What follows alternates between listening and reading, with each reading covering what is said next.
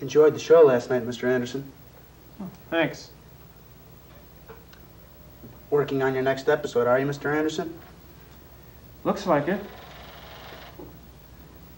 Bet you're waiting on your writing partner, am I right? Uh-huh. She sure is a looker. You two been writing together for years. You know, Mr. Anderson, I'm a funny type of guy. Maybe you could use me on one of your shows. More coffee, please. Hey!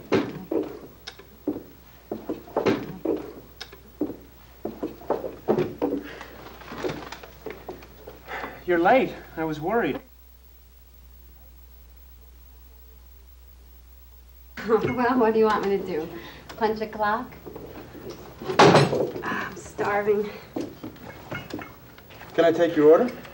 Yes, I'd like the tuna on... 2 BLTs on rye, please.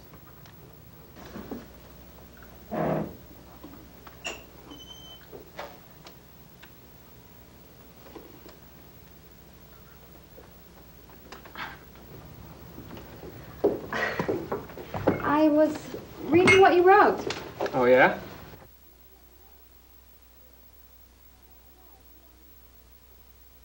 Yeah, it's, a little confusing.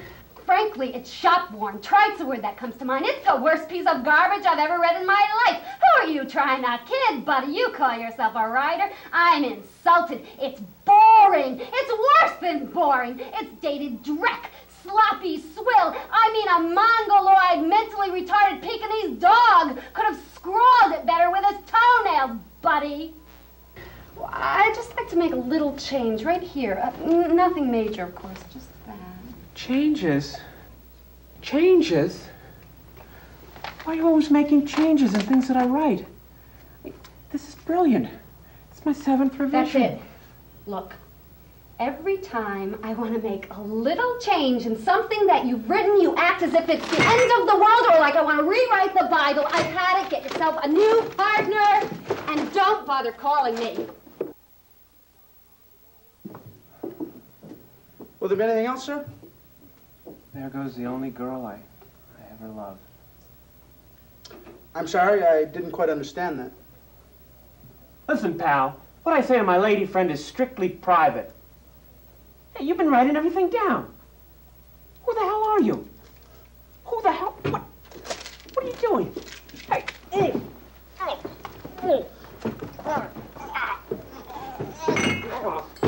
Who are these people? And what is the meaning of the end of this scene? Why did she reject him? Why did they pick this particular restaurant?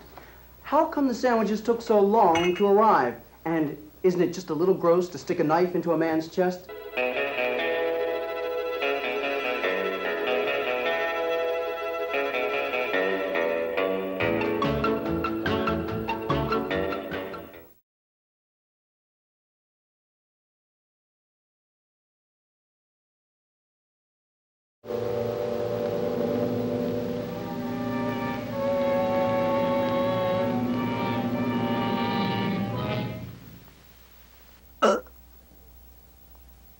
Milk duds.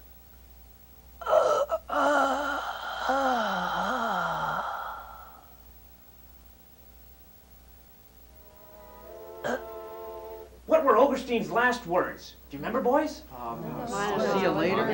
Close the door. What were his last words on his deathbed? Maybe he told us all about himself with his dying words. Maybe he didn't. Maybe he was... All we saw on that screen was a big American. One of the biggest. But how is he any different from Ford? Or Hearst. Or Wells. Or Ugly George, for that matter. Sure. I'm telling you, a puppet's dying words. Well, what were they? Sid Foster Ogerstein died. He said just one word. Milk dud. It was a code word, maybe. A man calling out for a milk dud. One word. But who was she? What was it? Here was a puppet who couldn't have been president, who is as loved and as hated and as talked about as any puppet in our time. Yet when it comes time for him to die, he's got something on his mind called milk dud. Now what does that mean? A racehorse he bet on once. Yeah, that didn't come in. Okay, but what was the race? Thompson, I want you to hold up this videotape 1 week, 2 weeks if you have to. Don't you think they're right after... Find out about milk dud. Talk to everyone who ever knew him, who knew him well. That actor friend of his, Bronstein. His second wife. She's still living. Susan Alexander Ogerstein. Yeah, she's working in a nightclub. Yeah, that's right. See them all. Talk to everyone who ever knew him, whoever loved him, whoever hated his guts. I don't mean go through the city directory, of course. I'll get on it right away, Mr. Ralston. Good. Milk dud, dead or alive. It'll probably turn out to be a very simple thing. What can you tell me about Milk Dud? Milk Dud. Oh, yeah, his dying words. Milk Dud.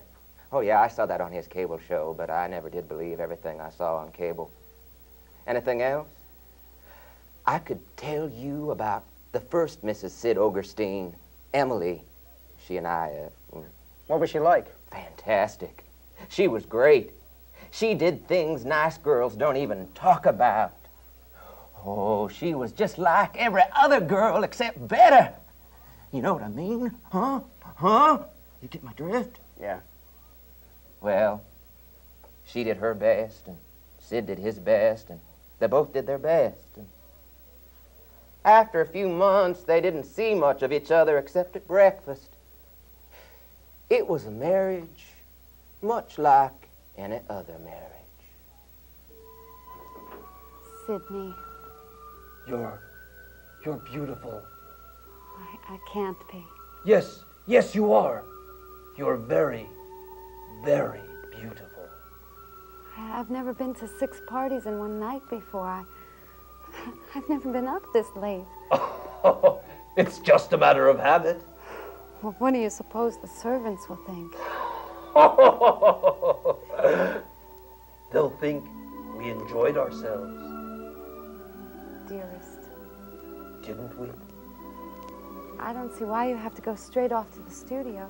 Oh, my dear. You never should have married a cable TV personality.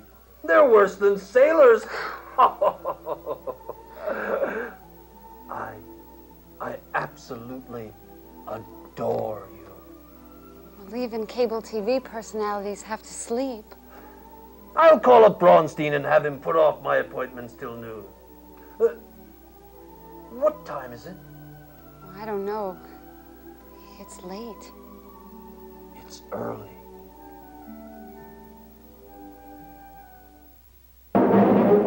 Sydney, do you know how long you kept me waiting the other night while you went to the studio for 10 minutes? Oh. What do you do on a cable show in the middle of the night? My dear, your only correspondent is Videosyncracies. Well, sometimes I think I prefer a rival of flesh and blood. What? Oh, Emily, I don't spend that much time on the cable show. It isn't the time you spend.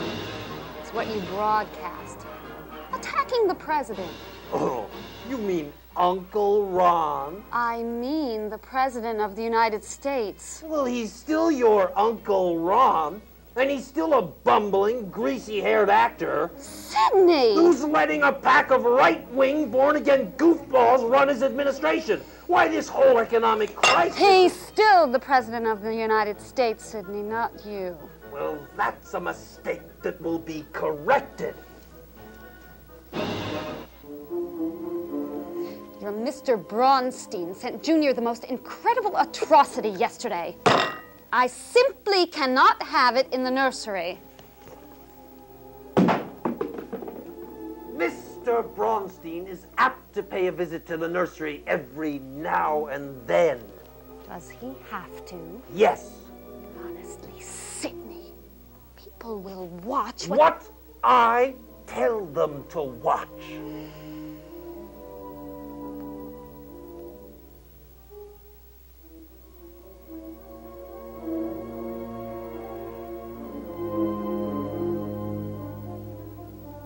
Well, about a month later, she put a dent in his car, and he divorced her. Wasn't he ever in love with her?